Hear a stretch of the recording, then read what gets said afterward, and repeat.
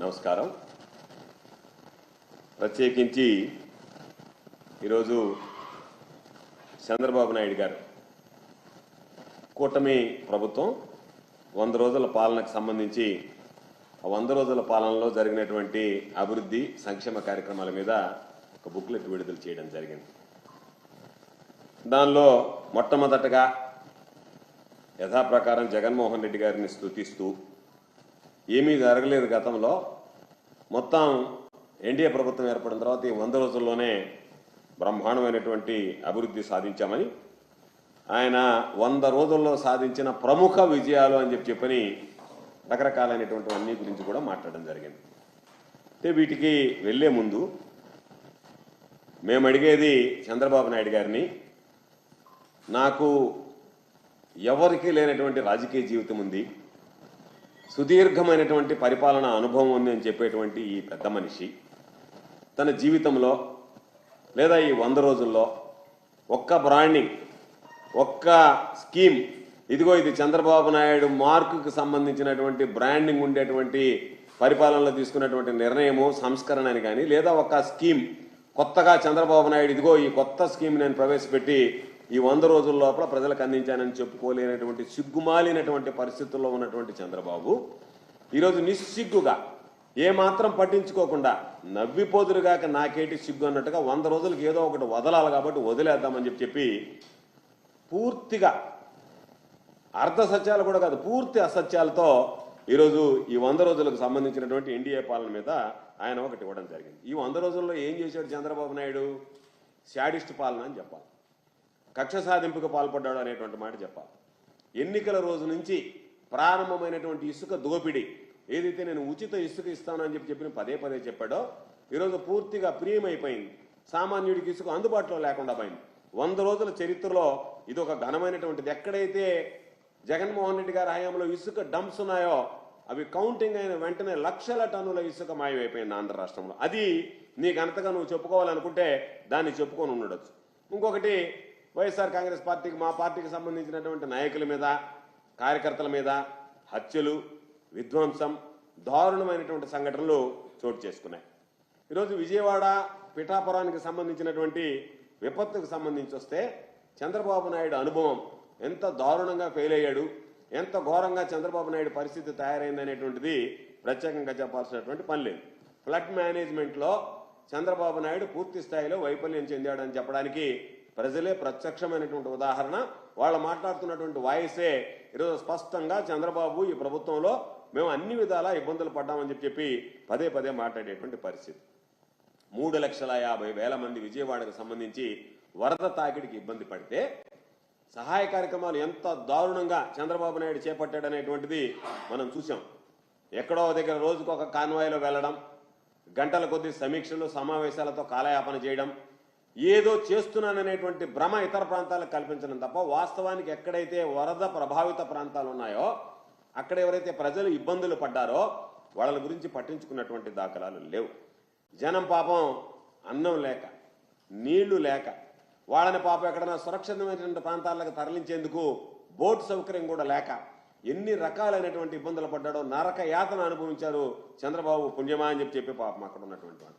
నువ్వు రాత్రి దాకా కూర్చోవడం, రాత్రి పొద్దుపోయాక ప్రెస్ మీట్లు పెట్టడం, కాకి లెక్కలు కట్టడం, నీ వ్యవహార శైలి ఏ విధంగా తయారైందంటే నీ ఇళ్ళు మునిగిపోతే నువ్వు కలెక్టరేట్లో బస్సులో పడుకొని నేను ఇంటికి నీకు పోవడానికి దారి లేక, ఇంట్లో ఉండలేక, నేను కలెక్టరేట్ను వదిలి వెళ్ళిపోవాలి అని అంటే మీ అన్ని పనులు అయిపోయిన దాకా వరదలు తగ్గిన దాకా ఉంటానని చెప్పి ఇంట్లో వరద తగ్గిన దాకా బస్సులో పడుకొని దానికి కూడా కలరింగ్ ఇచ్చినటువంటి నీచమైనటువంటి చరిత్ర చంద్రబాబుది అని చెప్పుకోవాల్సినటువంటి పరిస్థితి.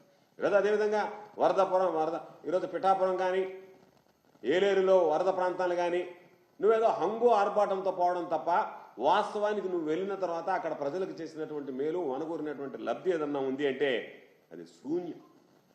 అందుకనే ఎంతసేపటికి డైవర్షన్ పాలిటిక్స్ అంటే నేను చేయలేకపోయా, ప్రజల్లో అర్థమైపోతుంది, నేను వైఫల్యం చెందా కాబట్టి దీన్ని ఏదో ఒక విధంగా వక్రీకరించాలా, దానిని డైవర్షన్ పాలిటిక్స్ చేయాలనేటువంటి ఆలోచనతో ఈరోజు ప్రకాశం బ్యారేజీకి సంబంధించి వైఎస్ఆర్సీపీ వాళ్ళు పడవలు వదిలారు, దాన్ని కూలగొట్టడానికి కుట్ర పన్నారు. ఒక ముఖ్యమంత్రి స్థాయిలో ఉండేటువంటి వ్యక్తిని దాని గురించి ఎంత నీచంగా మాట్లాడుకుంటున్నారు ప్రజలు నీ గురించి అంటే ఎంత పలచనైపోతున్నామంటే వైఎస్ఆర్ కాంగ్రెస్ పార్టీ వాళ్ళు పడవలు వదిలి సంఘం ఉన్నటువంటి ప్రకాశం బ్యారేజీని ఢీ కొట్టడానికి ప్రయత్నం చేసినారని చెప్పి నువ్వు మాట్లాడడం ఈరోజు నిజంగా ప్రజలందరూ అనుకుంటున్నారు నాలిక చంద్రబాబు నాయుడిది తాటిమట్ట తెలియనటువంటి పరిస్థితి అని చెప్పినాను. ఈరోజు నువ్వు మాట్లాడాలంటే ఈ 100 రోజుల పాలనలో నువ్వు చేసినటువంటి ఘనకార్యాలు ఏమన్నా ఉన్నాయంటే ఇవి తప్ప ఎక్కడన్నా సిగ్గున్నవాడు ఎవడైనా సరే ఈరోజు 100 రోజుల్లో చంద్రబాబు నాయుడు అభివృద్ధి సంక్షేమం అందించాలని చెప్పగలడా? నీకు సిగ్గు లేదు కాబట్టి మీరు ఈరోజు ఆ బుక్లెట్ ప్రచురించి సిగ్గున్నవాడు ఎవ్వడు ఇటువంటి బుక్లెట్ ప్రచురించి ప్రజల్లోకి పంపించాడు. నిస్సిగ్గుగా ఏదైతే ఉందో అబద్ధాలకు అలవాటు పడి ఉన్నటువంటి జీవితం కాబట్టి చంద్రబాబుది ఈరోజు నేను 100 రోజుల పర్యటనలో ఇవన్నీ జరిగానని చెప్పి ఇవ్వడానికి పనికొచ్చింది. నువ్వు చెప్పినటువంటి మాటలు ప్రజలకు ఇచ్చినటువంటి హామీలు ఎంత నిస్సిగ్గుగా రాశావంటే వరే ముఖాన ఏమన్నా చీకొడతారేమనేటువంటిది కూడా లేకుండా 16,437 టీచర్ పోస్టులు నేను మొట్టమొదటి సంతకం పెట్టాను అన్నావు. సంతకం పెట్టావు. ఆ తర్వాత ఏమైంది? ఇప్పటికీ కనీసం ఎగ్జామినేషన్ షెడ్యూల్ వచ్చిందా? అప్లికేషన్స్ తీసుకుని ప్రాసెసింగ్ జరిగిందా? కాబట్టి సంతకం పెట్టావు. సంతకం పెట్టి దాన్ని అటకెక్కించావు తప్ప ఎక్కడన్నా దాని మీద ఒక స్పష్టత. ఈరోజు పాపం నిరుద్యోగులు ఎన్ని ఆశలు పెట్టావో నీ ఎన్నికల పర్యటనలో హామీలు ఇచ్చి ఈరోజు వాళ్ళ ఆశల మీద నీళ్లు చల్లినటువంటి పరిస్థితి. దాని ఏదో ఘనంగా చెప్పుకున్నావు. ఈరోజు అందరికీ చెప్పావు 25 కేజీలు బియ్యం ఇచ్చానన్నావు, పామాయిల్ ఇచ్చానన్నావు, బంగాళాదుంపలు ఇచ్చానన్నావు, చక్కెర ఇచ్చానన్నావు, కందిపప్పు ఇచ్చానన్నావు, బిస్కెట్ ప్యాకెట్లు ఇచ్చానన్నావు, పాల ప్యాకెట్లు ఇచ్చానన్నావు. జనాలు మాత్రం అక్కడికి పోతే ఎవ్వరికీ ఇది అందినటువంటి పరిస్థితి లేదు. ఏదో కొంతమందికి రోడ్డు మీద ఇచ్చుకుంటూ పోయి దాన్ని ప్రచారార్భాటంగా కొంతమంది నీకన్నా ప్రభుత్వం కన్నా స్వచ్ఛంద సేవా సంస్థలైనా కాస్త ముందుకు వెళ్ళి ఇవ్వగలిగాయి. అంతే తప్ప ఎక్కడ కూడా నువ్వు ఈరోజు ఇవ్వకుండా దానికి సంబంధించి అనేక భూ సంస్కరణలు తెచ్చాం వైఎస్ఆర్ కాంగ్రెస్ పార్టీ హయాంలో. వాటిని అమలు కానటువంటి అసలు అమలులోకి రానటువంటి ల్యాండ్ టైటిలింగ్ యాక్ట్ నేను రద్దు చేస్తానని చెప్పి జనాలను మోసం చేసి అదొక పెద్ద ఘనతగా ఈరోజు నువ్వు చెప్పుకున్నావు. అదేవిధంగా అమరావతికి సంబంధించి 15,000 కోట్ల రూపాయలు మామూలుగా గ్రాంట్ను ఒకసారి లాస్ట్కి రుణం అని చెప్పి తీసుకొచ్చి ఆ రుణాన్ని కూడా ఘనతగా ఈరోజు నీకున్నటువంటి 100 రోజుల పరిపాలనలో మాట్లాడుతున్నావు. కాబట్టి నువ్వు 12,500 కోట్ల పోలవరానికి సాధించానన్నావు. నీకు చిత్తశుద్ధి ఉంటే ఆ 12,500 కోట్లు వైఎస్ఆర్ కాంగ్రెస్ పార్టీ ప్రభుత్వంలో ఏదైతే ప్రపోజల్స్ అంతా ఫైనలైజ్ అయ్యి తుది దశలో ఉన్నటువంటి వాటి మీద సంతకం పెట్టించి నేనే 12,500 కోట్లు సంపాదించాను, 12,500 కోట్ల నిధులు రాబట్టానని చెప్పడానికి ఏమాత్రం చంద్రబాబు సిగ్గుపట్టడం లేదు అంటేనే చంద్రబాబు యొక్క ఆలోచన, చంద్రబాబు యొక్క మానసిక స్థితి, చంద్రబాబు యొక్క ప్రవర్తన ఈరోజు స్పష్టంగా కనిపించేటువంటి పరిస్థితి ఏర్పడింది.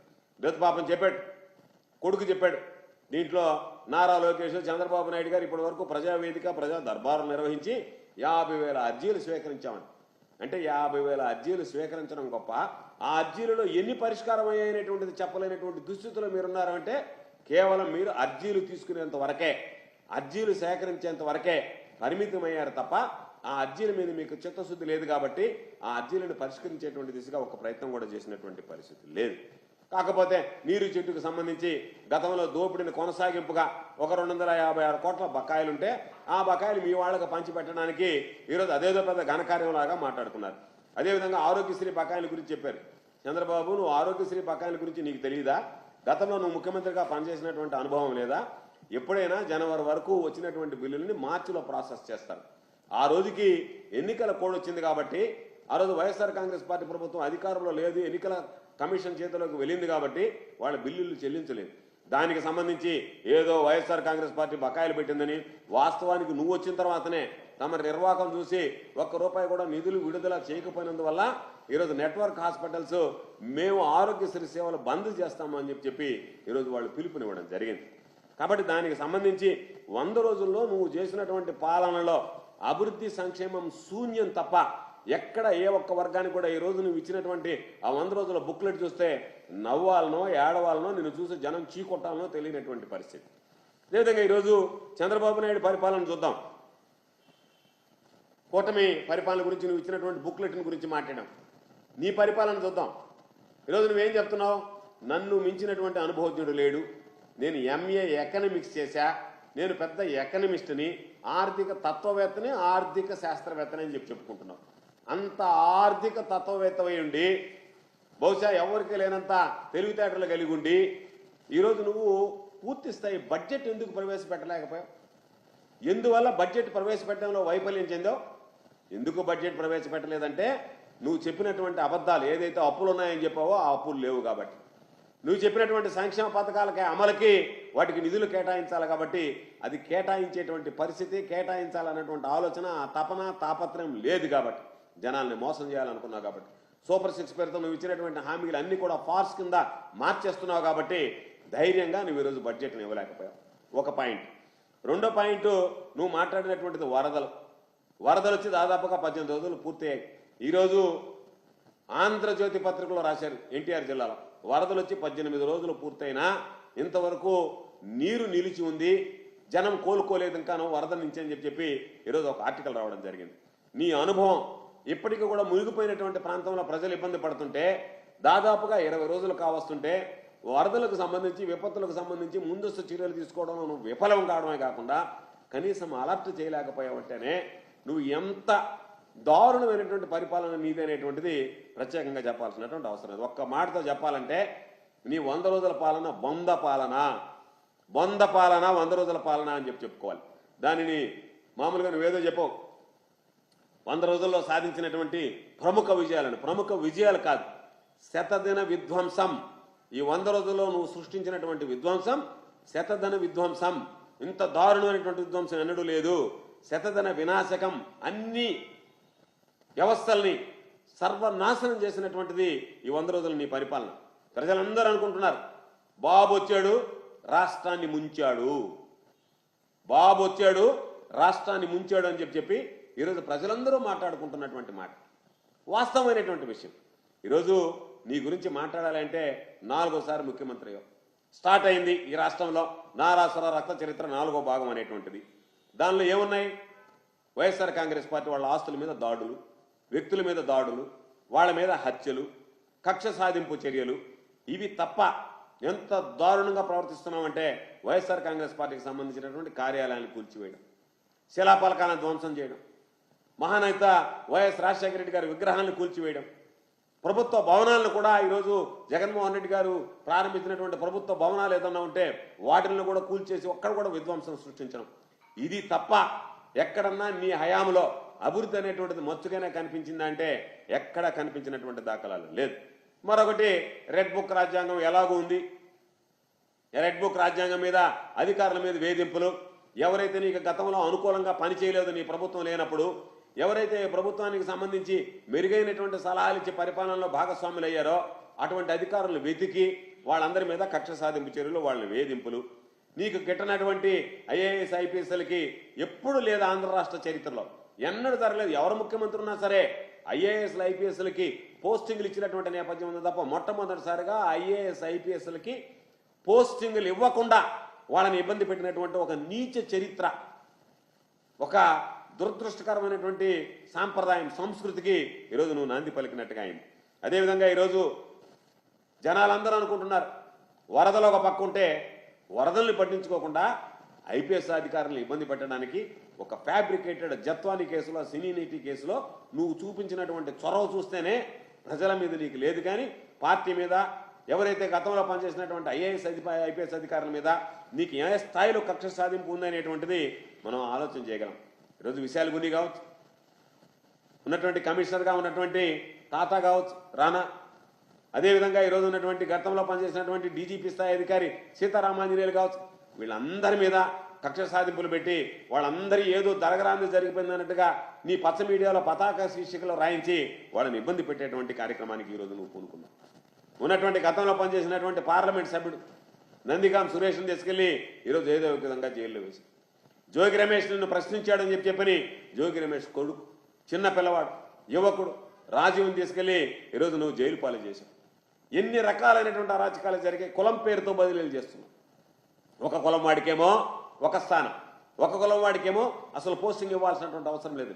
కుల ప్రాతిపదికన ఉద్యోగస్తుల బదిలీలు, నియామకాలు జరిగాయంటే అది కేవలం నీ 100 రోజుల పరిపాలనలో జరిగాయనేటువంటిది. ఈరోజు మైనింగ్ శాఖ డైరెక్టర్గా పనిచేసినటువంటి వెంకటరెడ్డి మీద అక్రమ కేసులు పెట్టావు. బెవరేజ్ కార్పొరేషన్కి పనిచేసినటువంటి వాసుదేవరెడ్డి మీద ఈరోజు వేధింపులు ప్రారంభమయ్యాయి. స్టాంపులు రిజిస్ట్రేషన్ శాఖకు సంబంధించినటువంటి రామకృష్ణకి సంబంధించి ఆ రోజు మార్గదర్శికి ఆయన వాస్తవాలు మాట్లాడాడు మార్గదర్శిని గురించి అని చెప్పి మార్గదర్శిని గురించి మాట్లాడేటువంటి నెపానికి, నేరానికి మార్గదర్శి సరిగ్గా పనిచేయడం లేదని చెప్పిన దానికి ఈరోజు ఆయన మీద వేధింపులు ప్రారంభించాం. ఈరోజు ఒక్కసారి గమనించి, ఎక్కడైనా ఆంధ్ర రాష్ట్రంలో ఫీల్ గుడ్ ఫ్యాక్టర్ అనేటువంటిది ఉందా? కనిపించిందా ఈ 100 రోజుల్లో? ఎక్కడా కనిపించినటువంటి దాఖలాలు లేవు. అసలు ఆంధ్ర రాష్ట్రాన్నే ఈరోజు హత్యాచార ఆంధ్రప్రదేశ్ అన్నట్టుగా పిలుచుకోవాల్సినటువంటి పరిస్థితి తీసుకొచ్చి, ఆంధ్ర రాష్ట్రం అంటే హత్యాచార ఆంధ్రప్రదేశ్గా మార్చేసి ఎక్కడ పట్టినా సరే హత్యాచారాలు, హత్యలు. ఈరోజు మహిళల మీద దారుణమైనటువంటి మానభంగాలు, అత్యాచారాలు, పిల్లలు, బాలికలు, మహిళలకు సంబంధించినటువంటి లైంగిక వేధింపులు, మహిళల మీద వేధింపులు, వైఎస్ఆర్ కాంగ్రెస్ పార్టీకి సంబంధించినటువంటి మహిళల మీద వేధింపులు జరుగుతున్నా సరే వాటిని ప్రోత్సహించే విధంగా నీ చర్యలు ఉన్నాయి తప్ప వాటిని ఎక్కడ కూడా నిరోధించాలనేటువంటి ఆలోచన ఎక్కడ కనిపించినటువంటి దాఖలాలు లేవు. వ్యవసాయాన్ని సంబంధించి అయితే వ్యవసాయం కాదు, విధ్వంసాన్ని సృష్టించాం. వ్యవసాయం అనేటువంటిది దాదాపుగా కనుమరుగైపోయింది. సాధారణంగానే ఏ రోజు చంద్రబాబు నాయుడు ముఖ్యమంత్రి అయినా సరే రైతులు తీవ్రమైనటువంటి అవస్థలు పడతారు. ఎందుకంటే రైతులంటే చిన్న చూపు, వ్యవసాయం అంటే నిర్లక్ష్యం. ఈ రెండు కలగలిపినటువంటి రూపమే చంద్రబాబు. కాబట్టి వ్యవసాయం విషయంలో ఎవ్వరు కూడా చంద్రబాబు అంటేనే వ్యవసాయానికి సంబంధించి విధ్వంసంగా మాట్లాడుకోవాలి. ఈరోజు నువ్వు చెప్పేవే గుర్తుందా? 20,000 రూపాయల రైతు భరోసా. ఎక్కడన్నా 20,000 రూపాయల రైతు భరోసా ఈరోజు కనీసం దాని గురించి మాట్లాడుతున్నావు. నువ్వు ఎప్పుడు అమలు చేస్తాం, ఏ విధంగా అమలు చేస్తామని చెప్పి లేదు. కాబట్టి రైతు భరోసా పేరుతో రైతులను మోసం చేశావు. 20,000 రూపాయలు ఇస్తానన్నావు, ఆ హామీని గాలికి వదిలేసావు. క్రాప్ ఇన్సూరెన్స్, ఉచిత ఫ్రీ క్రాప్ ఇన్సూరెన్స్ పెడితే స్పష్టంగా నేను క్రాప్ ఇన్సూరెన్స్ ఇవ్వను, ఇచ్చేటువంటి పరిస్థితి లేదు, క్రాప్ ఇన్సూరెన్స్ ఉండదు. కాబట్టి ఖరీఫ్తో అయిపోతుంది, జగన్మోహన్ రెడ్డి గారి పరిపాలన అప్పుడు నిర్ణయం కాబట్టి అది అయిపోతుంది. రబీ నుంచి మేము ఎవరి రైతులు వాళ్ళ వాటా వాళ్ళు కట్టుకోవాల్సిందే తప్ప ఈ రాష్ట్రంలో ఫ్రీ క్రాప్ ఇన్సూరెన్స్ అనేది ఉండదు. ఈ క్రాప్ నమోదు అనేటువంటిది అస్తవ్యస్తంగా తయారైపోయింది. జగన్మోహన్ రెడ్డి గారి సమయంలో ఎంత పారదర్శకంగా ఉన్నదో ఈరోజు అంత అస్తవ్యస్తంగా తయారైపోయింది. మార్కెట్లో రైతులకి ఎరువుల లభ్యత లేదు, విత్తనాలు దొరకటం లేదు. ఆర్బీకేల ద్వారానే ఎరువులు విత్తనాలు అందించేటువంటి వ్యవస్థని నిర్వీర్యం చేశావు. 0 వడ్డీ ఈరోజు దానికి సంబంధించినటువంటి రుణాలు ఏదైతే ఉన్నాయో 0 వడ్డీ రుణాలు లేవు. ఈరోజు రైతులకు సంబంధించి, కౌలు రైతులకు సంబంధించి పాపం నువ్వు నీతో పాటు పవన్ కళ్యాణ్ గారు తిరిగి మీరు చేసినటువంటి ఆ CCRC కార్డులకు సంబంధించినటువంటి జారీ నిలిపివేశారు. కాబట్టి కౌలు రైతులు అష్టకష్టాలు పడేటువంటి పరిస్థితి ఏర్పడింది. ధరల స్థిరీకరణ నిధి లేదు. ఈరోజు ధరలకు సంబంధించినటువంటి దాంట్లో గిట్టుబాటు ధర వచ్చేటువంటి పరిస్థితులు కనిపించడం లేదు. విపత్తుల సహాయ నిధి ఏదైతే గతంలో ప్రవేశపెట్టామో అది కనుమరుగైపోయింది. అసైన్ ల్యాండ్కి సంబంధించినటువంటి రిజిస్ట్రేషన్ అందరికి సంబంధించి పేదల చేతిలో ఉన్నటువంటి 20 సంవత్సరాలుగా వాళ్ళు అనుభవిస్తున్నటువంటి ఆ అసైన్ ల్యాండ్ రిజిస్ట్రేషన్ ఉంటే వాటన్నిటిని ఆపేమని చెప్పావు. ఏదైతే వైఎస్ఆర్ ఫామ్ మెకనైజేషన్ ఇచ్చామో యంత్ర సేవ కింద ట్రాక్టర్లు వాటికి సంబంధించి ఆ యంత్ర సేవకు సంబంధించినటువంటిది ఆగిపోయాయి. అగ్రి టెస్టింగ్ ద్వారా ల్యాబులు ఏదైతే ఉన్నాయో ఆ ల్యాబులకు సంబంధించి ఈరోజు అగ్రి టెస్టింగ్ ల్యాబులకి అంతరాయం ఏర్పడ్డాయి. వాటిలో సరైనటువంటి ప్రయోగాలు జరిగేటువంటి పరిస్థితి లేదు. అక్వా యూనివర్సిటీ పనులకి ఈరోజు గ్రహణం పట్టింది. విత్తన సబ్సిడీకి మంగళం పాడావు. వైఎస్ఆర్ పశు బీమా అనేటువంటి దాన్ని ఈరోజు విస్మరించావు. ఫిష్ ఆంధ్ర అవుట్లెట్స్ ఉంటే వాటిని మాయం చేశావు. శనగ రైతులకు సంబంధించి గతంలో ఉన్నటువంటి బోనస్ విధానాన్ని ఈరోజు రద్దు చేశావు. వ్యవసాయ సలహా మండలి గ్రామ స్థాయి నుంచి రాష్ట్ర స్థాయి వరకు అనేక స్థాయిలో ఉన్నటువంటి వ్యవసాయ సలహా మండలి రైతుల దగ్గర నుంచి సూచనలు సలహాలు తీసుకుని మెరుగైనటువంటి వ్యవసాయం, మెరుగైనటువంటి వనరులు కూర్చడానికి తీసుకున్నటువంటి నిర్ణయాన్ని ఈరోజు వాటిని రద్దు చేశావు. సంచార పశు వైద్యశాలలు మనుషులకు ఏ విధంగా అయితే వైద్య సేవ అందించడానికి మొబైల్ వ్యాన్స్ ఉంటాయో ఆ విధంగా సంచార పశు వైద్యశాలలకు పెడితే పశు సంపదని పెంచడానికి వాటికి సంబంధించి వాటి గ్రహణం పట్టించావు. కాబట్టి వ్యవసాయానికి సంబంధించి పూర్తిగా విస్మరించావు. ఇకపోతే విద్యారంగం చూస్తే తమరి పుత్రరత్నమే ఈరోజు పాపం ఆయన విద్యారంగానికి విద్యాశాఖ మంత్రిగా ఉన్నాడు. విద్యారంగం పూర్తిగా ఈ 100 రోజుల్లో తిరోగమనం పట్టిందని చెప్పి ప్రత్యేకంగా చెప్పాల్సినటువంటి పని లేదు. ఇంగ్లీష్ మీడియం ఉంటే పేదవాడు ఇంగ్లీష్ మీడియం చదవడానికి లేదు అని చెప్పి పేదవాడి మీద కక్ష కట్టి ఈరోజు ఇంగ్లీష్ మీడియాన్ని రద్దు చేశాం. CBSE ఉంటే CBSE ఉండడానికి లేదు అని చెప్పి ఆ CBS ఆప్షన్ లేకుండా CBSEని రద్దు చేశాం. టోఫెల్ పీరియడ్ పెడితే చిన్నప్పటి నుంచి పిల్లలకి కాస్త టోఫెల్ మీద అవగాహన పెంచితే రేపేదైనా ఇతర దేశాలకు వెళ్ళడానికి ఉపకరిస్తుంది అనుకుంటే ఆ పీరియడ్ని రద్దు చేశాం. IBకి సంబంధించినటువంటి అడుగడుగున అడ్డంకులు సృష్టించావు. ఆ విధంగా దాన్ని ముందుకు వెళ్ళనీయకుండా తల్లికి వందనం కనపడ్డటువంటి వాడికల్లా బాబూ రా నీకు 15,000, నీకు 15,000, నీకు 15,000, నీకు 15,000, నీకు 15,000, ఇదిగో ఈ పాప వచ్చింది, ఈ పాపకి 15,000. మాట్లాడావా లేదా? ఏమయ్యాయి నీ మాటలు? అందరినీ చూపించి, ఆ పసిబిడ్డలందరిని చూపించి నీకు 15,000, నీకు 15,000, నీకు 15,000, ఇదిగో వచ్చినటువంటి ఈ అమ్మాయికి 15,000 అని చెప్పి మాట్లాడినటువంటి మాటలు, నువ్వు సభల్లో మాట్లాడినటువంటి మాటలు, నీ మంత్రులు ఇళ్ల దగ్గర నిలబడినటువంటి మాట్లాడినటువంటి మాటలు, ఈరోజు వాటికి సంబంధించి ఎక్కడ ఏమి మాట్లాడకుండా, అసలు చెల్లించకుండా, అసలు మేము చెప్పామా అన్నట్టుగా ఈరోజు మీరు వ్యవహరించడం వాస్తవం కాదా? గోరు ముద్ద అయితే ఘోరమైనటువంటి ముద్దగా పాపం ఇళ్ల నుంచి ఈరోజు బిడ్డలు క్యారియర్లు తెచ్చుకొని భోజనం చేయాల్సినటువంటి దుస్థితి మరలా ఆంధ్ర రాష్ట్రంలో ప్రారంభమైంది. స్కూళ్ళు, హాస్టల్ ఎంత దారుణంగా ఉన్నాయంటే, పేపర్ తీస్తే అతిసార కేసులు, మరణాలు, పాపం వాళ్ళకు ఫుడ్ పాయిజన్ అయ్యి సరైనటువంటి భోజనం ఇవ్వలేనటువంటి దుస్థితిలో, కనీసం వాళ్ళకి సౌకర్యం లేకుండా ఈరోజు రకరకాలైనటువంటి ఇబ్బందులు, ఫీజు రియంబర్స్మెంట్ అనేటువంటిది లేకుండా ఈరోజు పాపం తల్లిదండ్రులని మీరు కట్టి రసీదులు తీసుకోండి, ఫీజు రియంబర్స్మెంట్ ఆగిపోయిందని చెప్పి ఈరోజు ఫీజు రియంబర్స్మెంట్ ఆపేసేసాం. వసతి దీవెన అనేటువంటి దాన్ని రద్దు చేసేసాం. కాబట్టి వ్యవసాయం విధ్వంసమైంది, విద్యారంగం తిరోగమనంలోకి వచ్చింది. ఇకపోతే ప్రజారోగ్యానికి సంబంధించి, వైద్యానికి సంబంధించి ఉరి వేసినటువంటి పరిస్థితి.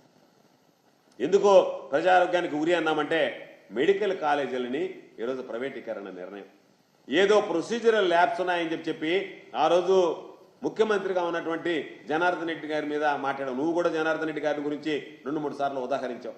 అటువంటిది నిస్సిగ్గుగా ప్రభుత్వం నడపాల్సినటువంటి ప్రైవేట్ కాలేజీలని, 17 కాలేజీలని నేను ప్రైవేట్ పరం చేస్తానని చెప్పి ఈరోజు నువ్వు ఆశకి ఈరోజు పోయి ఈరోజు విద్యార్థుల జీవితాలతో చెలగాటమాడుతున్నారు. వాటికి సంబంధించి సీట్లు రావడం మీకు ఇష్టం లేదు, ఎందుకంటే ఇవి ప్రైవేట్ పరం అయిపోవాలి, ప్రభుత్వ రంగ సంస్థలుగా ఉండకూడదు, ప్రభుత్వ ఆధీనంలో పనిచేయకూడదు. ప్రభుత్వ ఆధీనంలో పనిచేస్తే నీకు దాని మీద ఏమి ఆదాయం ఉండదు. పాపం పేద బిడ్డలు ఉపయోగపడుతుంది తప్ప నీకు ఉపయోగపడదని నీ స్వార్థం కోసం ఈరోజు తీసుకువెళ్ళి వాటిని ప్రైవేటీకరణ చేసేటువంటి, పాపం పేద కుటుంబాలకు సంబంధించిన డాక్టర్ కావాలన్నటువంటి వాళ్ళ కళ ఈరోజు చిదిమి వేసినటువంటి పరిస్థితి. అదేవిధంగా ఆరోగ్యశ్రీని నిర్వీర్యం చేసావు. ఆరోగ్య ఆసరా ఏదైతే గతంలో పాపం వాళ్ళకి ఇచ్చేటువంటి పరిస్థితి ఉన్నదో, పాపం ఆ కుటుంబానికి సంబంధించి కొద్ది రోజులు పని చేసుకోవడానికి ఆ ఆరోగ్యం కుదుటపడేంత వరకు శస్త్రచికిత్సలు చేసిన తర్వాత ఏదైతే ఉందో ఆరోగ్య ఆసరా తీసేశారు. సిహెచ్సిలో స్పెషలిస్టులు తీసేసి ఆ స్పెషలిస్టుల వైద్యమే ఈరోజు నిర్వీర్యం చేశావు. జీరో వేకెన్సీ మామూలుగా ఏదైతే ఉందో ఎక్కడ వైద్య రంగంలో ఒక్క ఖాళీ కూడా ఉండకూడదు, అందరూ పూర్తిగా డాక్టర్ దగ్గర నుంచి సపోర్టింగ్ స్టాఫ్ వరకు ఉండాలని జగన్మోహన్ రెడ్డి గారు తీసుకున్నటువంటి నిర్ణయానికి మంగళం పాడేశావు. ఫ్యామిలీ డాక్టర్ కాన్సెప్ట్ ఏదైతే ఉందో దాన్ని పూర్తిగా బంద్ చేసావు. గ్రామాలకు వెళ్ళి పాపం వాళ్ళకి మేలైనటువంటి ఈరోజు పాపం వస్తువులు కల్పించి మేలైనటువంటి వైద్యం, వాళ్ళకున్నటువంటి సమస్యలు తెలుసుకుని ఈరోజు వాళ్ళతో మిళితమై, వాళ్ళతో మమేకమై ఒక వైద్యుడు వెళ్ళి పాపం వాళ్ళని భరోసా ఇచ్చేటువంటి ఆ ఫ్యామిలీ డాక్టర్ కాన్సెప్ట్ని ఈరోజు బంద్ చేసావు. ఇంటింటికి వైద్య సేవలు నిలిపివేశావు.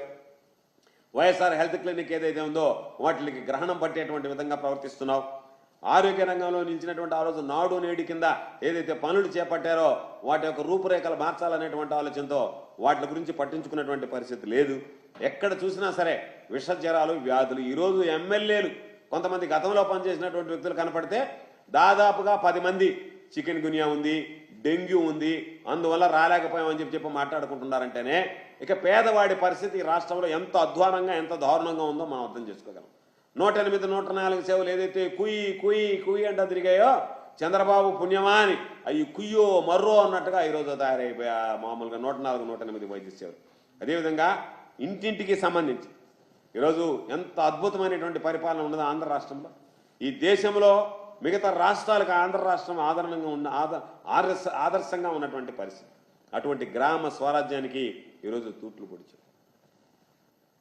అదేవిధంగా వాలంటీర్లు ఎవరైతే ఉన్నారో ప్రతి ఇంటికి వెళ్ళి వాళ్ళకి సంక్షేమ కార్యక్రమాలు అమలు చేయడం, పెన్షన్ పంపిణీ చేయడం, ఆ వాలంటరీ వ్యవస్థని 5,000 జీతాన్ని 10,000కి పంచుతానని ఉగాది రోజు నీ నోటుకుండా వచ్చినటువంటి అబద్ధం, తొలి పండగ రోజు మాట్లాడినటువంటి అబద్ధం. ఆ రోజు నుంచి అబద్ధాలతో ప్రారంభించినటువంటి నువ్వు ఆ అబద్ధాలను కొనసాగిస్తున్నావు. 5,000ని 10,000కి తీసుకెళ్తానని చెప్పి జీతాన్ని పెంచుతానని చెప్పి ఆశలు రేకెత్తించి ఈరోజు వాలంటరీ వ్యవస్థని నేను బంద్ చేశానని చెప్పి గ్రామ వార్డు సచివాలయాలు, గ్రామ సచివాలయాలు, వార్డు సచివాలయాలు ఏదైతే గ్రామ స్వరాజ్యం దిశగా జగన్మోహన్ రెడ్డి గారు అడుగులు వేయాలనేటువంటి తపన తాపత్రయంతో ఏర్పాటు చేశారో వాటిని పూర్తిగా ఈరోజు సిబ్బందిని తగ్గించేశాం. రేషన్కి వచ్చి డోర్ డెలివరీ ఏదైతే ఉందో ఆ రేషన్ వాహనాలను మొన్న ఏమాత్రం సిగ్గుపడకుండా వాడుకున్నావు. ఆ వాహనాలు వృధా అన్నావు. మన వరదల్లో ఆ వాహనాలు వాడుకున్నావు. రేషన్ డోర్ డెలివరీ సిస్టమ్ని నేను రద్దు చేసా ఉన్నాను. ఇంటింటికి పెన్షన్ ఇవ్వమంటే సచివాలయ ఉద్యోగులు ఏదో 4 ఏళ్ళకిచ్చి తర్వాత మీరు వచ్చి సచివాలయం దగ్గర తీసుకోండి అని చెప్పి ఇంటింటికి పెన్షన్ పంపించేటువంటి దాన్ని రద్దు చేశాం. గ్రామ స్థాయిలోనే సర్టిఫికేట్లు ఏదైతే ఉందో అన్ని ఇచ్చారు. జగనన్న సురక్ష పేరుతో ఒకటేసారి ఒక క్యాంపు లాగా పెట్టి సర్టిఫికేట్లు ఇచ్చాం. వార్డు సచివాలయాల్లో ఆ సేవలను ఈరోజు రద్దు చేశాం. గ్రామ స్థాయిలో రిజిస్టర్ ఆఫీస్కి వెళ్ళి అక్కడ మామూలుగా ఇబ్బందులు పడాల్సినటువంటి పరిస్థితి లేకుండా గ్రామ స్థాయిలో ఈరోజు రిజిస్ట్రేషన్లు ఉంటే వాటిని మంగళం పాడాం. జన్మభూమి కమిటీలు మరలా మొదలు పెడతాం. వాటి ద్వారా మరలా అరాచకం ప్రారంభిస్తానని చెప్పి ఈరోజు సంకేతం. కాబట్టి నీ పరిపాలన ఏ విధంగా ఉందంటే బాబు వచ్చాడు అందరినీ ముంచాడు అనేటువంటి విధంగా ఉంది. విజయవాడ వరదలు సిగ్గుపడాల్సినటువంటి విషయం. అలర్ట్ లేకుండా 24 గంటల ముందు ఉన్నా సరే దాని మీద ఎటువంటి చర్యలు తీసుకోకుండా ఈరోజు పాపం జనాలు అందరినీ వరదల్లో ముంచి ఎత్తినటువంటి ఘనత చంద్రబాబుది. ఆ ఘోరం పాపం చంద్రబాబుకి తప్పనిసరిగా ఈరోజు చంద్రబాబు నాయుడు పూర్తి బాధ్యత వహించాల్సినటువంటి పరిస్థితి. కృష్ణానదిలో వరదకు సంబంధించినటువంటి నియంత్రణలో నువ్వు వైఫల్యం చెందినటువంటి మాట వాస్తవం కాదా? ఏలూరు వరద నియంత్రణలో కానీ దానికి సంబంధించినటువంటి చర్యలు చేపట్టడంలో కానీ పూర్తి స్థాయిలో ఈరోజు నువ్వు విఫలం కాలేదా? గోదావరి వరద ఆ జిల్లాలో వైఫల్యం ఈరోజు నీది కాదా? ఎక్స్టెన్షన్ మామూలుకు సంబంధించి ఈ ఎసెన్షియా ప్రమాదంపై నిర్లక్ష్యం ఏదైతే ఉందో ఆ నిర్లక్ష్యానికి ఆ తర్వాత తీసుకున్నటువంటి వాటి చర్యలను చూస్తే ఒక్కసారి నీకు ఎంత ప్రజల పట్ల శ్రద్ధ ఉందో అర్థం కావటం లేదా? ఈరోజు పేదల ఇళ్లు సంబంధించి రాష్ట్ర వ్యాప్తంగా ఇళ్ల నిర్మాణాలు నిలిచిపోయాయి. ఇసుక లేదు. ఓ పక్క అమరావతిలో ఉన్నటువంటి పేదలకు ఇచ్చినటువంటి ఇళ్ల పట్టాల రద్దు చేసి మరొకసారి నేను పేద వ్యతిరేకిని అని చెప్పి నువ్వు రుజువు చేసుకున్నావు. ఇళ్ల స్థలాలకు సంబంధించి మంజూరు ఏదైతే జరుగుతుందో ప్రతి గ్రామంలో ఇళ్ల స్థలం లేనటువంటి వాడు ఉండకూడదనేటువంటి జగన్మోహన్ రెడ్డి గారి నిర్ణయానికి ఈరోజు దారుణంగా గ్రహణం పట్టింది. నువ్వు మామూలుగా చెప్పాలి అంటే ఈ ఏడాది నువ్వు చేసినటువంటి సూపర్ మోసం, అమ్మకు వందనం, ప్రతి ఒక్కరికి ఏదైతే 15,000 ఇస్తానో అది నో, ఒక బిడ్డ ఉంటేనే అమ్మకు వందనం అని చెప్పి జీవో ఇచ్చావు. ఆ జీవోకు సంబంధించినంత వరకు దాన్ని రద్దు చేసినటువంటి దాఖలాలు లేవు. అది ఎప్పుడు ఇస్తావో కూడా తెలియదు. ఎప్పుడో కూర్చొని మాట్లాడుకొని చేస్తామని చెప్పన్నావు. మిగిలినటువంటి సూపర్ 6 ఏదైతే చెప్పావో బాబు షూరిటీ భవిష్యత్తు guarantee super 6 phase 1 super 6 phase 2 అతి గతి లేకుండా పోయాయి. ఉచిత సిలిండర్లు ఎప్పుడు ఇస్తావో హామీ ఇచ్చావు తప్ప అది అమలయ్యే పరిస్థితి లేదు. ఉచిత బస్సు అయితే పాపం ఎమ్మెల్యేలు డిజిటల్ దీనిలో పెట్టుకొని ప్లేట్స్ పెట్టి ఇదిగో వచ్చేసింది రేపు ఆగస్టు 15 నుంచి ఉచిత బస్సు వస్తుందని చెప్పి వాళ్ళు సంబరపడ్డారు, జనాలను సంబరపెట్టారు తప్ప దాని మీద మీమాంస కొనసాగుతుంది తప్ప స్పష్టమైనటువంటి ప్రకటన ఇంతవరకు వచ్చినటువంటి పరిస్థితి లేదు. ప్రతి మహిళకి 1,500 రూపాయలు, నీకు 18,000, నీకు 18,000, నీకు 18,000, నీకు 18,000. ఆ నీకు 18,000 రూపాయలు అనేటువంటిది ఏమైంది అనేటువంటి దాని మీద అసలు మాట్లాడటం లేదు. ఉద్యోగం లేదు, 3,000 రూపాయలు నిరుద్యోగ భృతి లేదు. డిఎస్సికి సంబంధించి సంతకం పెట్టి దాన్ని వాయిదా వేసి పాప నిరుద్యోగుల మీద ఈరోజు నీళ్లు చల్లినటువంటి పరిస్థితి. మద్యంతో దోపిడీకి రాచమార్గాన్ని వేసుకోవడానికి దాని రకరకాలైనటువంటి పాలసీల పేరుతో కాలయాపన చేస్తున్నావు. కాబట్టి తమరి హయాంలో ఇచ్చేది ఎప్పుడు అలవాటు లేదు. ఉన్నది పేకడమే చంద్రబాబు బుద్ధి, ఉన్నది పీకేయడమే నీకు ఉన్నటువంటి ఆలోచన. ఇప్పటి వరకు నువ్వు ఎన్ని రకాలైనటువంటి పథకాలు పీకేశావు అనేటువంటిది ఒక్కసారి చూస్తే అమ్మఒడిని పీకేశావు, విద్యాదీవని పీకేశావు, వసతి దీవెని పీకేశావు, రైతు భరోసాగా మంగళం పాడావు, ఉచిత పంటల బీమాను రద్దు చేశావు, వాహన మిత్ర లేకుండా చేశావు, మత్స్యకార భరోసా లేదు, నేతన్న నేస్తం లేదు, రైతులకు సంబంధించినటువంటి 0 వడ్డీ రద్దు చేశావు, మహిళలకు సంబంధించినటువంటి 0 వడ్డీ కార్యక్రమాన్ని ఈరోజు అమలు చేయడం లేదు, ఇమాం మౌజులకు సంబంధించినటువంటి గౌరవ వేతనానికి సంబంధించినటువంటి బకాయిలు చెల్లించేటువంటి పరిస్థితులు లేదు. విడిగా నీకు సంబంధించినటువంటి నాయకులు ఎవరు చెప్తే వాళ్ళని పెట్టుకొని ఉపాధి హామీకి సంబంధించినటువంటి ఫీల్డ్ అసిస్టెంట్ని తొలగించావు. మద్యం దుకాణాల్లో ఉన్నటువంటి పాపం చిరుద్యోగులు ఉంటే వాళ్ళందరినీ తొలగించేటువంటి కార్యక్రమం చేశావు. గ్రూప్ 1కి సంబంధించి కానీ గ్రూప్ 2కి సంబంధించి కానీ ఎక్కడ నోటిఫికేషన్ లేవు. కాబట్టి అవినీతికి గేట్లు తెరుస్తూ ఈరోజు రివర్స్ టెండరింగ్ ఏదైతే ఉందో జగన్మోహన్ రెడ్డి గారు పెట్టాడో ఆ రివర్స్ టెండరింగ్ రద్దు చేసి నీకు సంబంధించినటువంటి అవినీతి పరులు ఎవరన్నా ఉంటే వాళ్ళకి ఇష్టారాజ్యంగా టెండర్లు ఇచ్చి వాళ్ళకి పనులు చక్కబెట్టాలనేటువంటి ఆలోచన మాట్లాడుతున్నావు.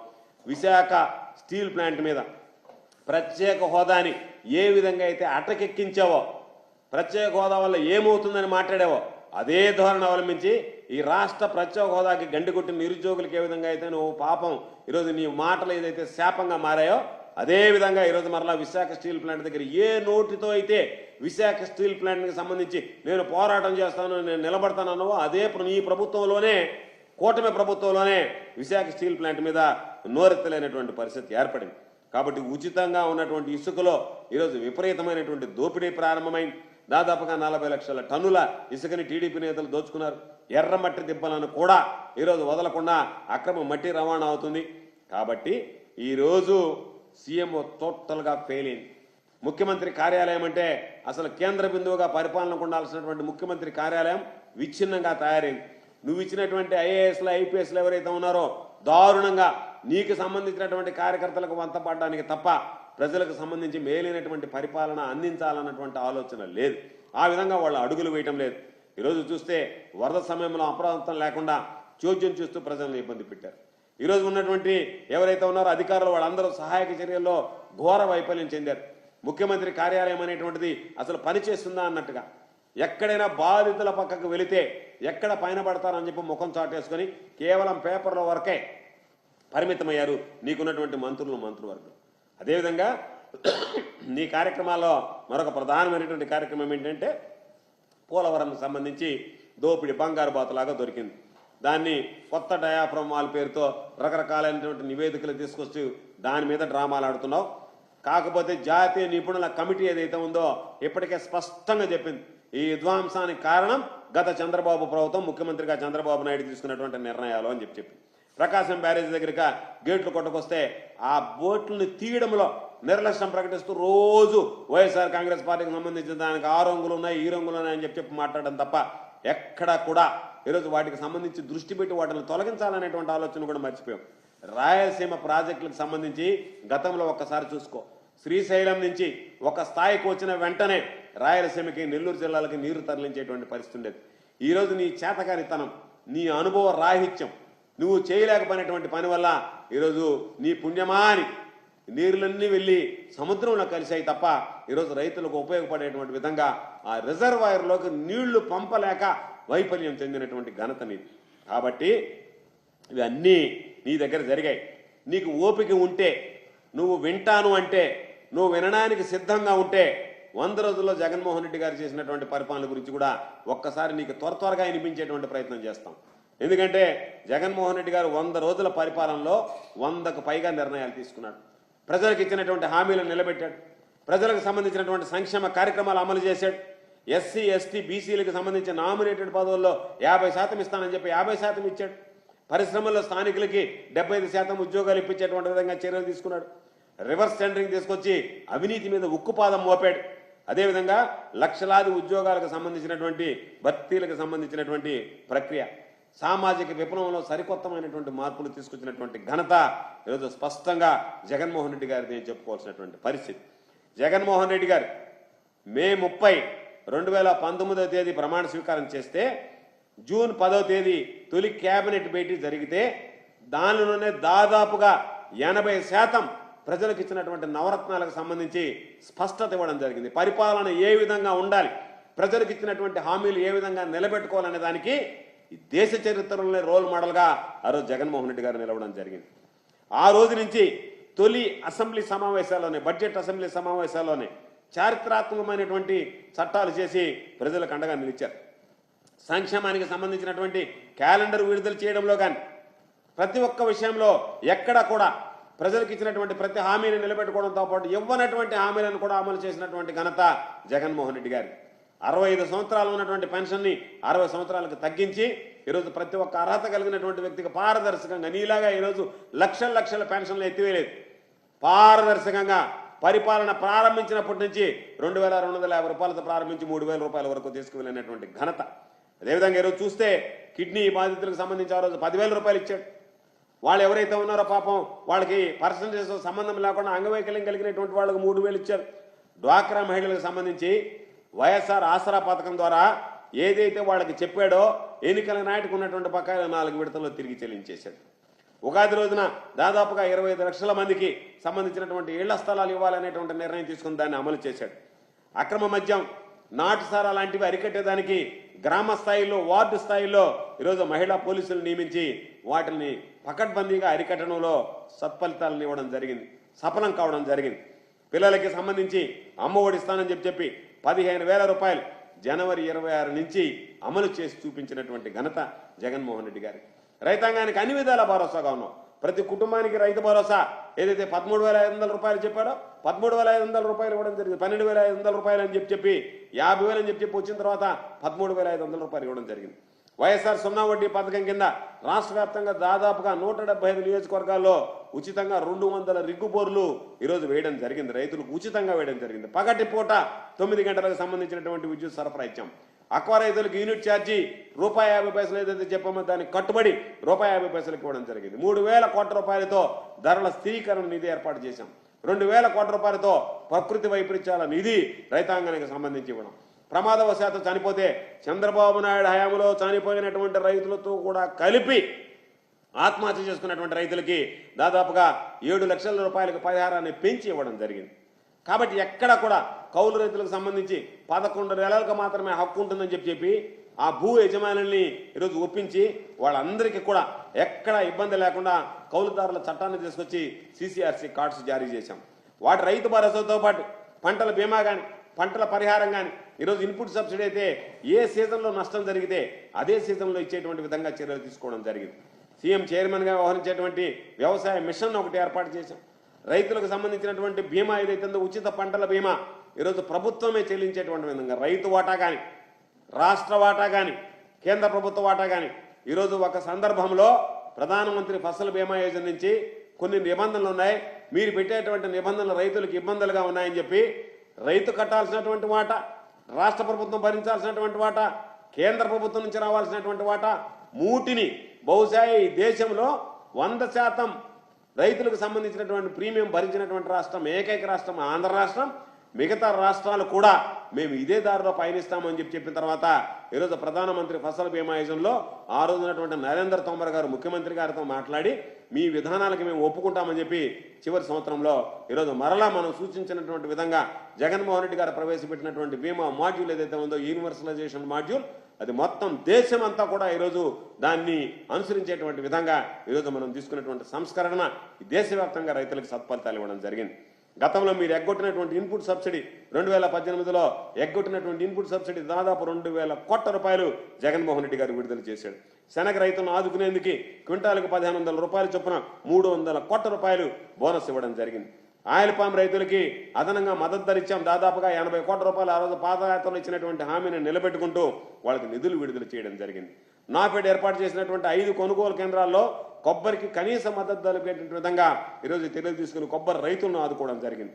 తొలి ఏడాదే సహకార రంగానికి సంబంధించి వాళ్ళకి సంబంధించినటువంటి మామూలుగా తీసుకున్నటువంటి నిర్ణయాలు ఈరోజు అన్ని సహకార బ్యాంకులు కూడా లాభాల బాటలో పనిచేటువంటి విధంగా చర్యలు తీసుకున్నాం. విత్తన బకాయిలకు సంబంధించి చంద్రబాబు ఎగ్గొట్టిపోతే 384 కోట్ల రూపాయలు ఇచ్చి ఆ తర్వాత రైతాంగానికి ఎక్కడ విత్తనాలకు ఇబ్బంది లేకుండా సరఫరా చేయడం జరిగింది. వరదలకు సంబంధించి కానీ ఎక్కడన్నా పోతే అదనంగా 15% అంతకుముందు ఇస్తున్నటువంటి పరిహారానికి అదనంగా 15% ఇన్పుట్ సబ్సిడీ పెంచి ఇవ్వడం జరిగింది. పులివెందులలో ఈరోజు అరటి పరిశోధన కేంద్రాన్ని అక్కడ అవసరం అరటి తోటలు ఎక్కువగా ఉన్నాయి రైతులు కోరుకుంటున్నారని చెప్పి ఈరోజు వాళ్ళకి సంబంధించినటువంటి అరటి పరిశోధన కేంద్రాన్ని తీసుకొచ్చాం. కొబ్బరి తోటల సాగుకు సంబంధించి ఉపాధి హామీతో అనుసంధానం చేయడంతో పాటు సెంట్రల్ రీసెర్చ్ స్టేషన్ ద్వారా ఈరోజు తూర్పుగోదావరి జిల్లాలో ఉన్నటువంటి సామర్లకోటలో ఒక పరిశోధన కేంద్రం రీసెర్చ్ స్టేషన్ కూడా అక్కడ ఏర్పాటు చేయడం జరిగింది. ఈరోజు జీతాలకు సంబంధించి చూస్తే ఎవరైతే పాపం అణగారినటువంటి చిన్న స్థాయి చిరుద్యోగులు ఉన్నారో వాళ్ళ మీద దృష్టి పెట్టి పారిశుద్ధ్య కార్మికులకు సంబంధించి 18,000 రూపాయలకి జీతం పెంచాం. ఆశా వర్కర్లకు సంబంధించి 10,000 రూపాయల వాళ్ళ జీతం పెంచాం. అంగన్వాడీ వర్కర్లకు సంబంధించి 10,500 నుంచి 11,500 రూపాయలకి జీతం పెంచాం. ఆయాల జీతం 6,000 నుంచి అంగన్వాడీ ఆయాలకి 7,000 రూపాయలకి జీతం పెంచాం. డ్వాక్రా యానిమేటర్లు కానీ రిసోర్స్ పర్సన్లకు సంబంధించినటువంటి గౌరవ వేతనం 10,000 రూపాయల వరకు నిర్ణయించి వాళ్ళకి అందించడం జరిగింది. గిరిజన తండాలో పనిచేసేటువంటి కమ్యూనిటీ హెల్త్ వర్కర్లు ఎవరైతే ఉన్నారో వాళ్ళ 400 నుంచి 4,000 రూపాయలకి జీతం పెంచాం. గిరిజన తండాలో పనిచేసేటువంటి వర్కర్లకైతే 400 నుంచి 4,000 రూపాయల వరకు వాళ్ళకి జీతాన్ని పెంచడం జరిగింది. కమ్యూనిటీ హెల్త్ వర్కర్లకు సంబంధించి హోంగార్డుకి సంబంధించినటువంటి వేతనాలు పెంచాం. అదేవిధంగా ఉద్యోగాలకు సంబంధించి ఉపాధికి సంబంధించి 1,27,000 ఉద్యోగాలు ఒకే విడతలో ఈరోజు గ్రామ వార్డు సచివాలయాలకు సంబంధించి వాళ్ళ కోసం 1,27,000 ఉద్యోగాలు చరిత్రలో ఎన్నడూ లేనటువంటి విధంగా చంద్రబాబు మొత్తం ఇప్పటి వరకు చేసినటువంటి 14 సంవత్సరాలు ఈ 100 రోజుల్లో కూడా కనీసం ఊహకు కూడా అందనటువంటి విధంగా 1,27,000 ఉద్యోగాలు ఇవ్వడం జరిగింది. గ్రామాల్లో ప్రతి 50 ఏళ్లకి పట్టణాల్లో ప్రతి 100 ఏళ్లకి వాలంటీర్ని నియమించి అన్ని రకాలైనటువంటి సేవలు అందించాం. కార్పొరేషన్కి తొలి బడ్జెట్లోనే కాపు కార్పొరేషన్కి సంబంధించి 2,000 కోట్ల రూపాయలు నిధులు ఇచ్చి 5 ఏళ్లలో 10,000 కోట్ల రూపాయలు కాపు కార్పొరేషన్ ద్వారా నిధులు అందించడం జరిగింది. మద్యం దుకాణాలకు సంబంధించి ప్రభుత్వ పరంగా తీసుకుని పాపం నిరుద్యోగులుంటే 16,000 మందికి ఉద్యోగాలు కల్పించాం. జగనన్న విద్యా దీవెన పథకం కింద ప్రతి వాడికి అయ్యేటువంటి 100% నీలాగా ఇదో ఇంత ఇస్తాము మిగతాది మీరు భరించుకోండి అని చెప్పి పాపం వాళ్ళు విద్య కుంటుపడేటువంటి విధంగా కాకుండా ఫీజు రియంబర్స్మెంట్ 100% ఇచ్చాం. దానితో పాటు ఈరోజు భోజన ఖర్చులకు సంబంధించి వసతి దీవెన కింద పాకెట్ మనీ అని 20,000 రూపాయలు జగన్మోహన్ రెడ్డి గారు పాపం ఆ కుటుంబాలకి వసతికి పేదవాడికి సంబంధించినటువంటి అయ్యేటువంటి ఖర్చుని ఈరోజు జగన్మోహన్ రెడ్డి గారు వసతి భోజన ఖర్చుల కోసం 20,000 రూపాయలు ఇవ్వడం జరిగింది. ప్రతిదీ కూడా స్కూళ్ల రూపురేఖలు మారిపోయేటువంటి విధంగా నాడు నేడు కింద అనేక రకాలైనటువంటి చర్యలు చేపట్టాం. నాడు నేడు కింద అనేక రకాలైనటువంటి కార్యక్రమాలని ఈరోజు పిల్లలకు సంబంధించినటువంటి టాయిలెట్ల దగ్గర నుంచి పిల్లలకు సంబంధించినటువంటి ఎన్నడూ ఊహించినటువంటి విధంగా స్కూళ్ల రూపురేఖలు మారిపోయాయి. అదేవిధంగా ఈరోజు తెలుగు సబ్జెక్టుతో పాటు ఖచ్చితంగా ఇంగ్లీష్ మీడియం ఉండాలనేటువంటి ఆలోచన చేశాం. వాళ్ళకి సంబంధించినటువంటి దాంట్లో పాపం చిన్నప్పటి నుంచే పిల్లలు ఉండాలనేటువంటి ఆలోచన చేశాం. అదేవిధంగా ప్రజాస్వామ్యం ఆదా చేయాలి, బాధ్యతగా వ్యవహరించాలనేటువంటి దాంట్లో రివర్స్ టెండరింగ్ సిస్టమ్ని తీసుకొచ్చాం. ఈరోజు గత ప్రభుత్వం హయాంలో అధికారులు ఉన్నటువంటి వాళ్ళకి కాంట్రాక్టర్లు ATM మిషన్లుగా పనిచేశారు. ఆ విధంగా కాకుండా పారదర్శకంగా ఈరోజు రివర్స్ టెండరింగ్ విధానాన్ని తీసుకురావడం జరిగింది. అదేవిధంగా ఆరోగ్యశ్రీకి సంబంధించి 5 లక్షల లోపు అన్ని వర్గాల వారికి దాన్ని పథకం వర్తించాలనేటువంటి ఆలోచనతో వచ్చినా ఆ తర్వాత ఎన్ని లక్షలు ఖర్చైనా సరే పక్కన బెంగళూరు, చెన్నై, మిగతా రాష్ట్రాల్లో చేయించుకున్నా సరే చెప్పినటువంటి మాట ప్రకారం అదేవిధంగా 108, 104 కొత్త వాహనాలు కొనుగోలు చేసి ప్రజలకు అందించడంలో కానీ కార్పొరేట్ ఆసుపత్రులకు ధీటుగా ఈరోజు ప్రభుత్వ రంగ హాస్పిటల్కి సంబంధించినటువంటి వైద్య రంగం మీద ప్రత్యేకమైనటువంటి దృష్టి పెట్టి చేయడం కానీ శ్రీకాకుళం జిల్లాలో ఉన్నటువంటి ఉద్దానం చుట్టుపక్కల గ్రామాల్లో ఉన్నటువంటి కిడ్నీ బాధితుల కోసం ఇబ్బంది లేకుండా ఈరోజు సూపర్ స్పెషాలిటీ ఆసుపత్రి ఏర్పాటు చేయడం కానీ వైఎస్ఆర్ కంటి వెలుగు కింద ఉచితంగా కంటి పరీక్షలు నిర్వహించడం కానీ 7 ITDAలో సూపర్ స్పెషాలిటీ ఆసుపత్రుల ఏర్పాటుకు నిర్ణయం కానీ విశాఖపట్నం, తిరుపతి, గుంటూరు, కర్నూలు, కడప జిల్లాల్లో క్యాన్సర్ ఆసుపత్రులు ఏర్పాటు చేయాలని చేయడం, శ్రీకాకుళం, ప్రకాశం జిల్లాలో కిడ్నీ ఆసుపత్రులు కానీ పాడేరు, విజయనగరం అదేవిధంగా పల్నాడు జిల్లాలకు సంబంధించినటువంటి మెడికల్ కళాశాలల ఏర్పాటు కానీ అనేక రకాలైనటువంటివి తీసుకొచ్చాం. పారదర్శకమైనటువంటి పాలన అందించాం. అదేవిధంగా ఉద్యోగులకు సంబంధించి 27% ఐఆర్ జగన్మోహన్ రెడ్డి గారు ఇవ్వడం జరిగింది. ఆర్టీసీ విలీనానికి ఈరోజు కేబినెట్ ఆమోదం తీసుకుని 58 నుంచి 60 ఏళ్లకు వయసు పెంచి ఎక్కడా కూడా ఈరోజు వాళ్ళు ఇబ్బందులు పడకుండా వాళ్ళని ప్రభుత్వంలో భాగస్వామ్యం చేయడం జరిగింది. స్పందన అర్జీలు వస్తే వాటిని ఏదో మొక్కుబడిగా కాకుండా ప్రతి మంగళవారం కూడా స్పందన అర్జీలకు సంబంధించి ముఖ్యమంత్రి గారే స్వయంగా సమీక్షించేటువంటి ఒక వ్యవస్థని తీసుకురావడం జరిగింది. అగ్రిగోల్డ్ బాధితులకు సంబంధించి 1,150 కోట్ల రూపాయలు చెల్లించడం జరిగింది. అదేవిధంగా స్టీల్ ప్లాంట్కి కడపలో శంకుస్థాపన, ఈరోజు దాని గురించి పట్టించుకోకుండా దాన్ని రద్దు చేయాలనేటువంటి ఆలోచన. పారిశ్రామిక పెట్టుబడుల కోసం ఈరోజు 4 కొత్త ఎయిర్పోర్ట్లు తీసుకురావడం కానీ 4 పోర్టులు తీసుకురావడం కానీ ఎక్కడా కూడా మనం వేసినటువంటి అడుగులు ఈరోజు సత్ఫలితాలు ఇస్తే పాపం చంద్రబాబు నాయుడు ఈరోజు జగన్మోహన్ రెడ్డి గారు తీసుకున్నటువంటి నిర్ణయాల వల్ల ఈజ్ ఆఫ్ డూయింగ్ బిజినెస్లో నెంబర్ 1 ఆంధ్ర రాష్ట్రం నిలిస్తే నా ఘనత అని సంకలు గుద్దుకుంటున్నాడు. పెట్టుబడులు వస్తే నా ఘనత అని చెప్పి సంకలు గుద్దుకునేటువంటి పరిస్థితి ఏర్పడింది. గ్రామాల్లో 11,158 సచివాలయాలు, 3,768 పట్టణాల్లో సంబంధించినటువంటి వార్డు సచివాలయాలు, ఇవన్నీ చెప్పుకుంటూ పోతే ఎన్ని రకాలైనటువంటి కార్యక్రమాలు మన హయాంలో అమలయ్యేదానికి దాదాపుగా వాటికి సంబంధించి కూడా చంద్రబాబు నాయుడు ఇచ్చాడు. కాబట్టి పూర్తి స్థాయిలో ఏ విధంగా రైతులను ఆదుకున్నాం, ఏ విధంగా అన్ని వర్గాల ప్రజలకు అండగా నిలిచామనేటువంటి దాని మీద స్పష్టత ఉంది. ప్రతి ఒక్క దాని మీద కూడా ఈరోజు అన్ని రకాలైనటువంటి చర్యలు తీసుకొని ఎక్కడ ప్రజలకు ఇబ్బంది లేకుండా అన్ని విధాల అండగా నిలిచినటువంటి పరిస్థితి అని చెప్పి మీ అందరికీ తెలియజేస్తున్నాను. చివరిగా 2 విషయాలు మాత్రం చెప్పాల్సినటువంటి పరిస్థితి. జగన్మోహన్ రెడ్డి గారి మీద చంద్రబాబు నాయుడు చేసినటువంటి వ్యాఖ్యలు, మెడికల్ కాలేజీలకు సంబంధించి చంద్రబాబు అనేటువంటి మాట ఆ జీవోలు జగన్ గారి చెవుకు చుట్టండి అని అన్నారు. జగన్మోహన్ రెడ్డి గారి చెవుకు కాదు చుట్టాల్సింది. నీ సెక్యూరిటీ కన్నా అనుమతిస్తే ప్రజలని సూపర్ 6 మీద నువ్వేదైతే వాగ్దానాలు చేశావో అవి నీకు అంటించి గాడిద మీద ఊరేగించడానికి ఆంధ్ర రాష్ట్ర ప్రజలు సిద్ధంగా ఉన్నారనేటువంటి విషయాన్ని గుర్తుంచుకో. జగన్మోహన్ రెడ్డి గారి చెవులకు కాదు నువ్వు చుట్టాల్సింది.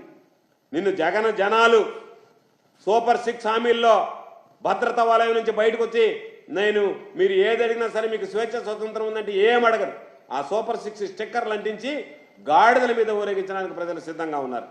కాబట్టి మేము చెప్పేది ఈరోజు నువ్వు అమరావతి గురించి మాట్లాడావు.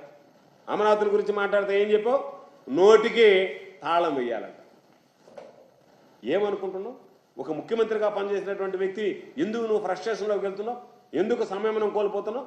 ఇదిగో ఆధారాలు. వరద నీటితో మునిగినటువంటి అమరావతి ఇది వాస్తవమా కాదా? కొన్ని పచ్చ మీడియా మొదటి రోజు చెప్పింది అమరావతి ఏమీ లేదు, సేఫ్గా ఉందేనని. అమరావతి మునిగినటువంటి ఫోటోలు సోషల్ మీడియాలో వచ్చిన తర్వాత ఇంకా దాని గురించి మాట్లాడలేదు. అదేమంటే ఏమంటాడు? అమరావతి ఏమి తిరుపతి మునగదా, విశాఖపట్నం మునగదా, హైదరాబాద్ మునగదా అని మాట్లాడుతున్నావు తప్ప నీ నోటికుండా అమరావతి సేఫు, అమరావతికి వరదలు రావు, అమరావతిలో నీరు నిలవదని చెప్పి మాట్లాడి రాయించుకున్నటువంటి పత్రికల్లోనే ఈరోజు అమరావతి పరిస్థితి ఇంత దారుణంగా ఉంది అంటే దీనికి సమాధానం చెప్పాల్సినటువంటి అవసరం లేదా? ఎవరి నోటికి తాళం వేయాలి? ఎవరి నోటికుండా ఇష్టరాజ్యంగా మాట్లాడుతున్నారు? చంద్రబాబు నాయుడు నోటికి తాళం వేయాలన్నా? రోజుకొక మాట మాట్లాడేటువంటి చంద్రబాబు నాయుడు చెప్తాడు కదా, నోటికి కాదు చంద్రబాబు తాళం వేయాల్సింది.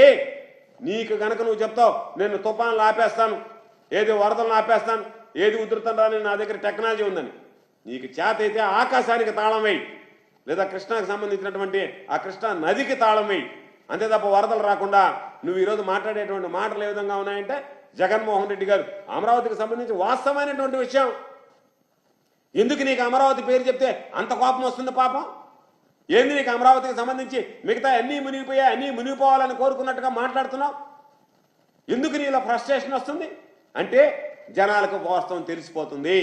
అమరావతిలో నువ్వు చెప్పినటువంటివన్నీ కట్టుకథలు, కబుర్లు, అబద్ధాలు, వాస్తవం కాదనేటువంటి విషయం బయటికి వెళ్ళిపోతుంది. కాబట్టి దాన్ని తట్టుకునేటువంటి శక్తి లేక, ఆ సంయమనం పాటించలేక ఇష్టం వచ్చినట్టుగా మాట్లాడుతున్నావు. కాబట్టి సిగ్గు శరము ఏమీ లేకుండా ఈ 100 రోజులకు సంబంధించి నువ్వు ఇచ్చినటువంటిది ఏదైతే ఉందో ప్రజలు ఖచ్చితంగా నీకు రాబోయేటువంటి రోజుల్లో గుణపాఠం చెప్తారు. నువ్వు ఈ 100 రోజుల పరిపాలనలో నువ్వు ఇచ్చినటువంటి ఈ కాగితాన్ని మేము ఏ విధంగా భావిస్తున్నామంటే సూపర్ 6కి మంగళపాఠంలో తొలిమెట్టుగా ఈరోజు ఏదైతే వాటి ప్రస్తావన లేకుండా, వాటి గురించి మాట్లాడకుండా, వాటి ఊసే లేకుండా ఈరోజు నువ్వు ఇచ్చినటువంటి దాన్ని భావిస్తున్నాం. తప్పనిసరిగా దీనికి భారీ మూల్యం చెల్లిస్తారు. మేము వైఎస్ఆర్ కాంగ్రెస్ పార్టీ తరఫున నువ్వు 100 రోజులు ఇచ్చినటువంటి దాన్ని ప్రజల్లోకి తీసుకువెళ్తాం. నీ పాలనలో ఉన్నటువంటి లోపాలన్నీ ఎత్తి చూపిస్తాం. ఖచ్చితంగా ప్రజలకు సంబంధించి నువ్వు ఇచ్చినటువంటి హామీలు అమలయ్యేంత వరకు కూడా వైఎస్ఆర్ కాంగ్రెస్ పార్టీ పక్షాన మా పోరాటం కొనసాగుతుందని చెప్పి ఈ సందర్భంగా స్పష్టంగా తెలియజేస్తున్నాం.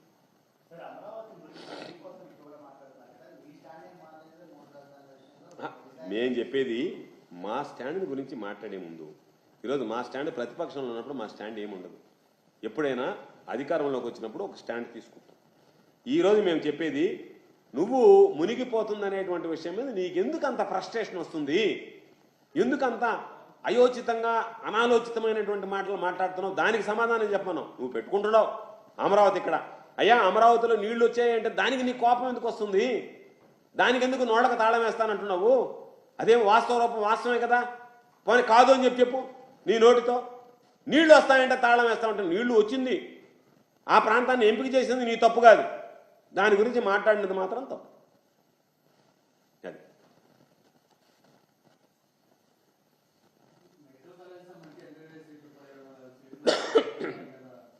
ఖచ్చితంగా ఇది యువతకి సంబంధించి తీరనటువంటి ద్రోహం. ప్రత్యేక హోదాలో ఒకసారి నష్టపోయారు యువకులు. ఈరోజు మరలా చంద్రబాబు నాయుడు పుణ్యమానని ఈరోజు వాటిని జాప్యం చేయడం, ప్రైవేటీకరణ చేసినందువల్ల పాపం పేద విద్యార్థులు వైద్య విద్యకు దూరం అయ్యేటువంటి ప్రమాదం ఉంది. దాని మీద విద్యార్థి లోకం కూడా కన్ను తెరవాలా, ఎందుకంటే మేధావులు కూడా మాట్లాడాలా. ఇది చంద్రబాబు నాయుడు తీసుకున్నటువంటి నిర్ణయం ఎంతో మంది పేద విద్యార్థుల పాపం మేము వైద్య విద్య అభ్యసించాలనేటువంటి వాళ్ళ కోరిక నెరవేరకపోగా వాళ్ళ పాపం పూర్తి స్థాయిలో రోజు డిప్రెషన్లోకి వెళ్ళేటువంటి పరిస్థితిని చంద్రబాబు నాయుడు ఆంధ్ర రాష్ట్రంలో సృష్టిస్తున్నాడు. Right, thank you.